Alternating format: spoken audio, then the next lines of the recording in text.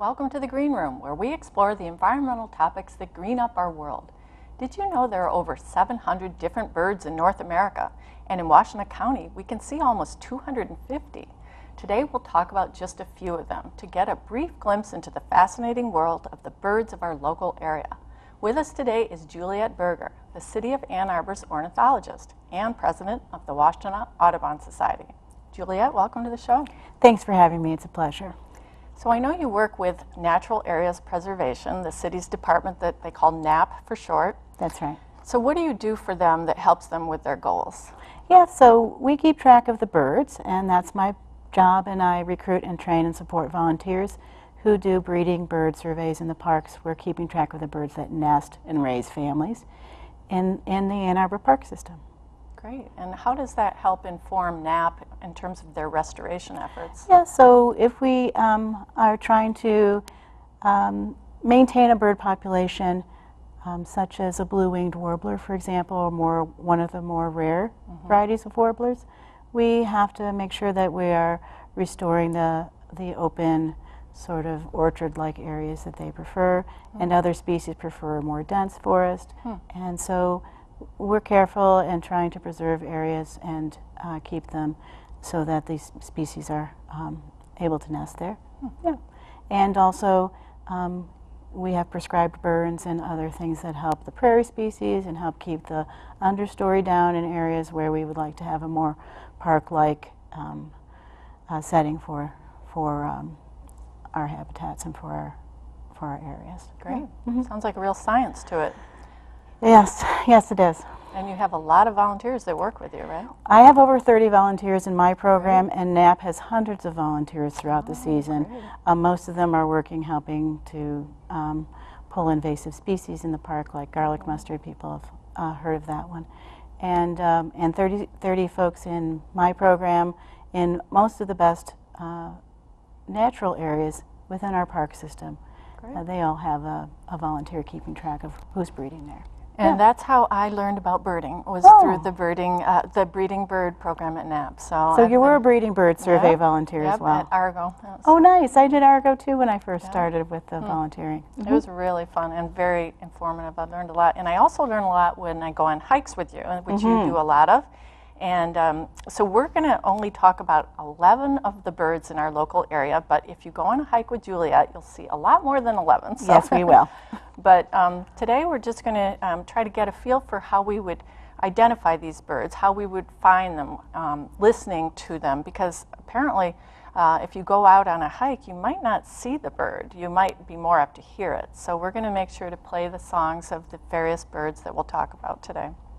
And we're going to start out with Eastern Bluebird. Oh, that's my favorite. Is it? Okay, cool. I love it too. How can you tell that one from the other bluebird we have in our area, the indigo bunting?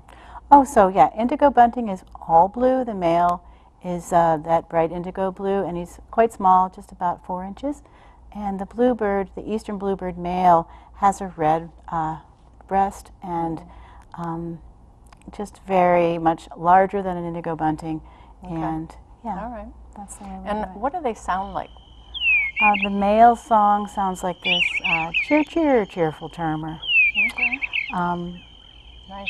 Yep, and they're cavity nesters. My bluebirds in my neighborhood just fledged Monday, so that means the young came out of the hole that they've been living in for the last 3 or 4 weeks, and they flew off into the neighborhood. Cool. That was Very really cool. neat. Were they in a box?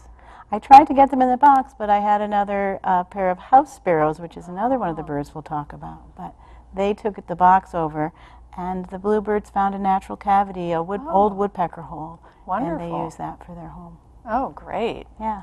All the better, eh? Let's see. So do they stay around all winter in Ann Arbor area? Many of our bluebirds do stay around, so they often have 2 nests during the year, and the second group of nestlings, once they fledge, they will stay with the parents generally through the winter. So you'll see small flocks of bluebirds if you go walk at Gallup Park in the wintertime along the B2B trail, the border-to-border trail. You'll see them with, in small groups.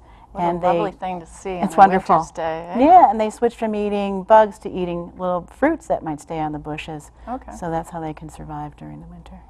Great. Yeah. And our second bird is Bobolink, and I love that name because it kind of sounds like the song, doesn't it, a little bit? I'm not sure how they got their name, but I suspect that. To me, they sound a bit like R2-D2, so very kind of boop, boop, boop, boop, boop, boop, robot-y sort of thing.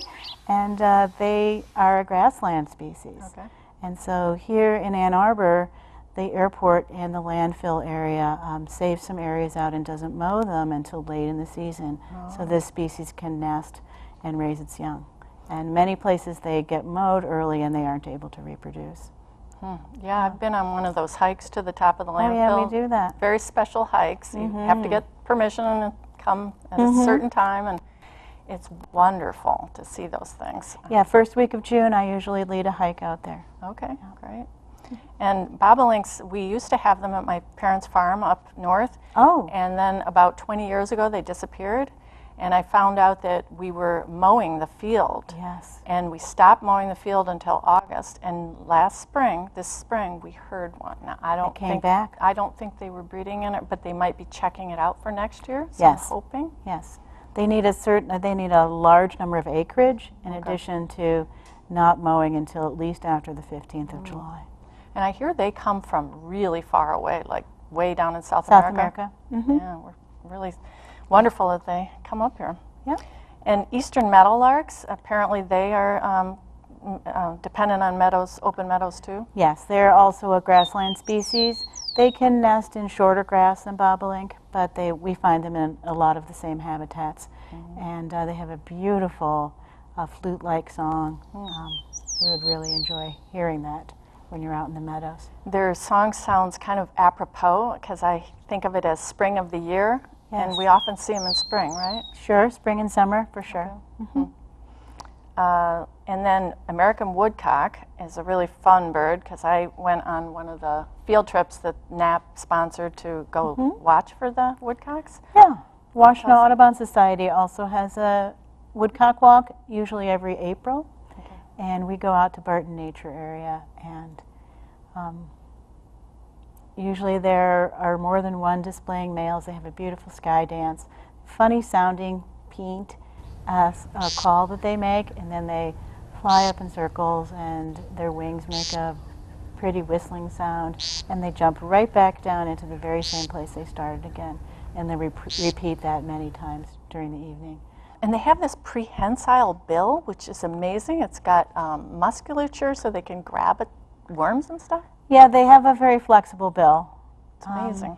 And yeah, they reach down into the soil to pull earthworms out. Huh. Yeah. Very cool. So this one's my favorite as a young child, the American robin. Oh. Sings so cheerily, which is what I like to think of it, helped me think of its song. Yeah. Cheerio, cheer up. Yep. This is our state bird, very familiar bird to most people. The red breast and the black, slate gray, sort of black back. Nest in everyone's backyard. And it often, I guess, because it feeds on the ground, it can be an indicator of chemical pollution, I guess? Yeah, robins are very badly affected if there are persistent chemicals like DDT and other chemicals in the soil, because they're eating earthworms more out of our lawn than a woodcock, who also eats earthworms, but he's out in a more isolated area. The robins are in neighborhoods and also in old industrial sites throughout cities, and so they can really be poorly affected and by persistent chemicals, for sure. Another good reason not to use chemicals on the lawn.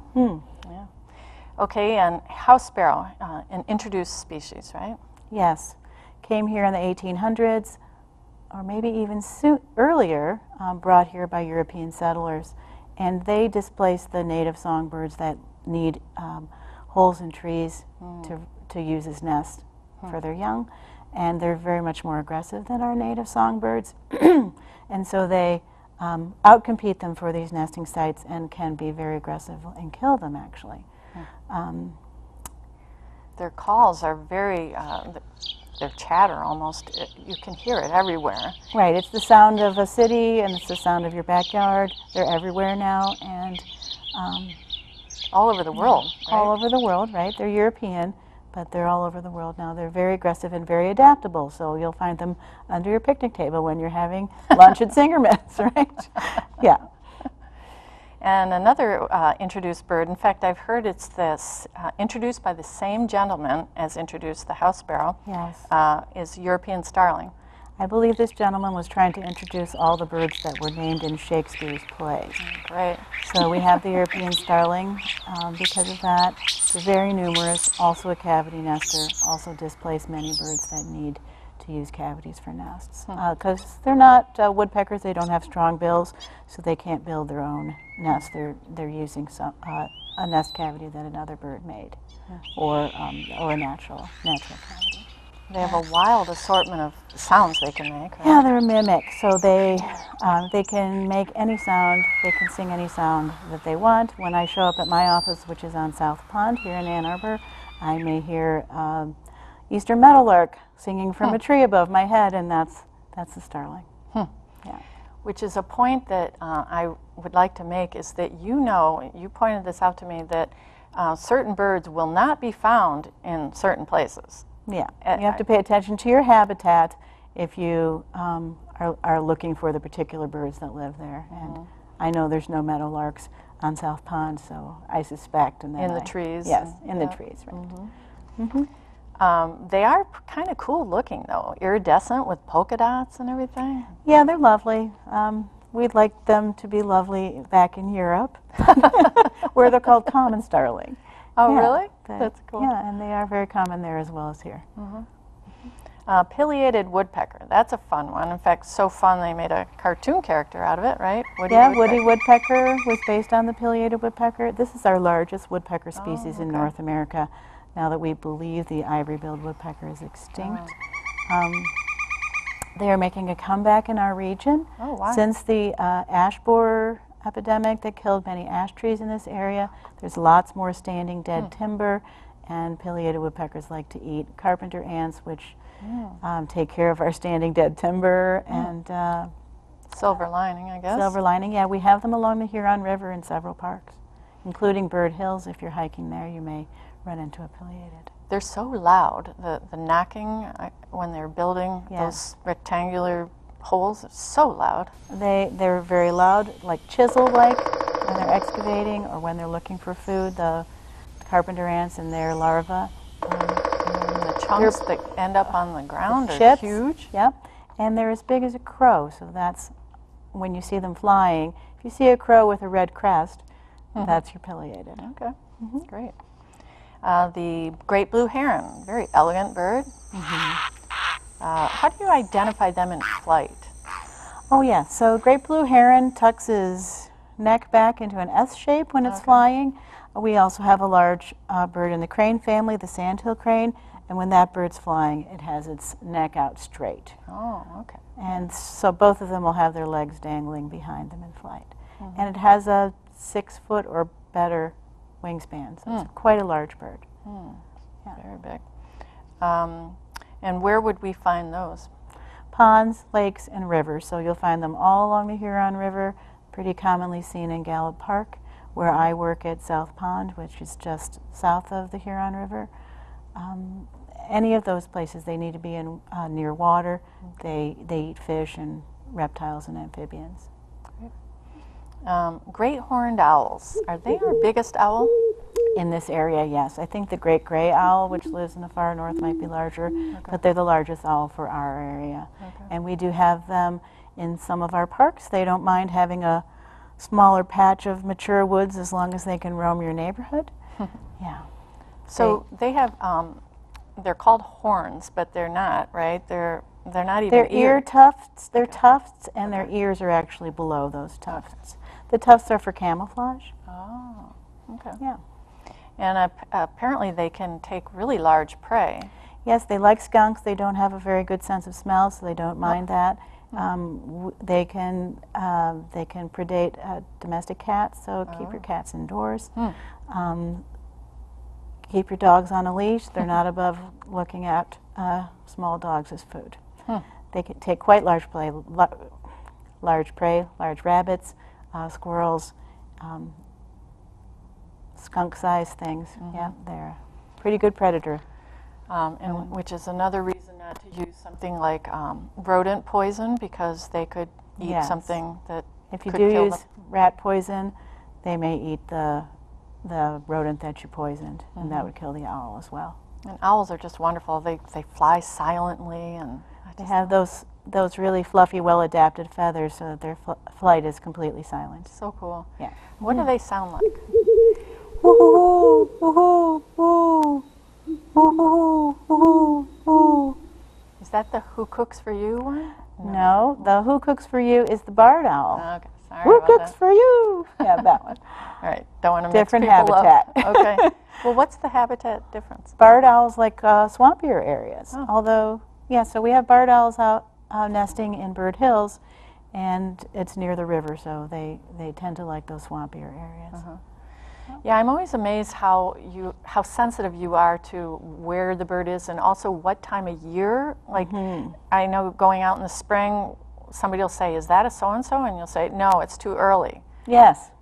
I mean, you just know exactly when these birds arrive. Timing of the birds is really important. In April, we're not going to see some of our later warbler species, and scarlet tanager is not going to show up until May.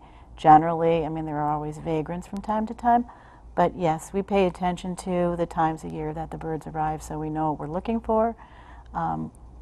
In February, a red bird is always going to be a cardinal or a house finch. It's not going to be the scarlet tanager. Oh, good tip. Yeah.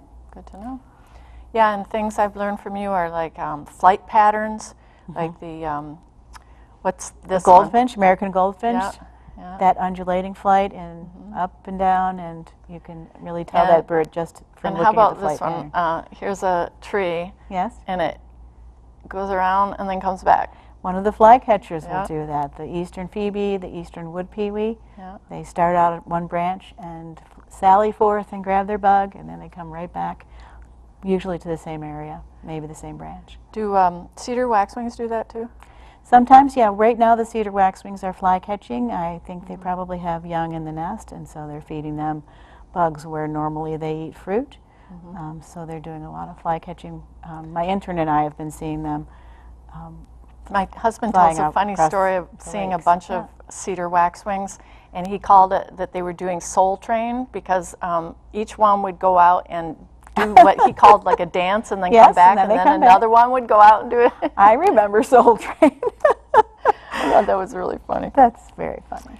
Okay, so our last one is special. It's not common, but we added it because it's so exciting that it's come through our area, the Kirtlands Warbler.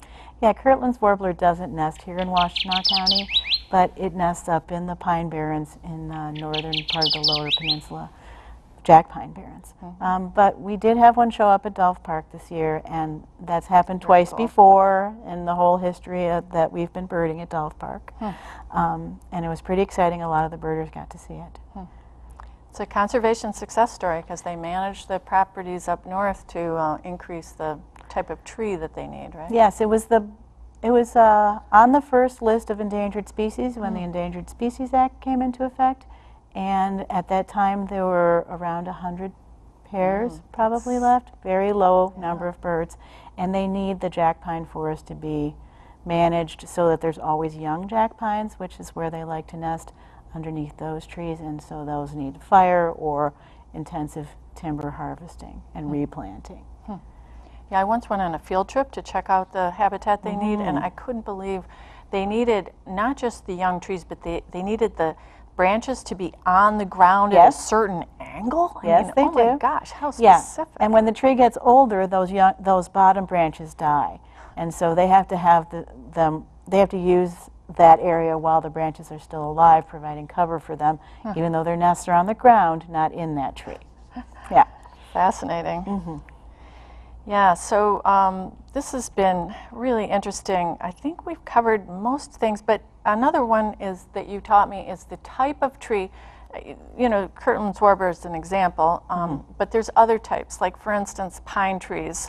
You all seem to know exactly what kind of birds might be in the pine tree. Can you give an example? Right, so a pine warbler we have in the Arb here in Ann Arbor. Pine warblers, we only find them in pines except for when they're migrating.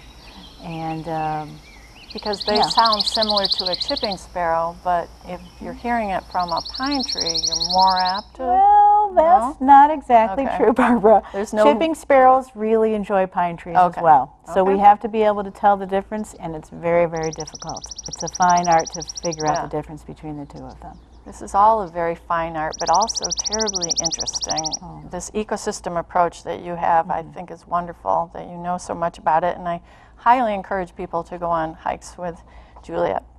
So how can people get more information? Yeah, so Natural Area Preservation website is accessed through the City of Ann Arbor website, and we have a birds page on there. And Washtenaw Audubon Society, we have a website as well, and there are many, many bird walks and bird programs coming up in the next few months. So that is washtenawaudubon.org. Yes. And when I Googled Birds of Ann Arbor, your page at the city came up. Oh, wonderful. Yeah, the first one, so that was great. Perfect.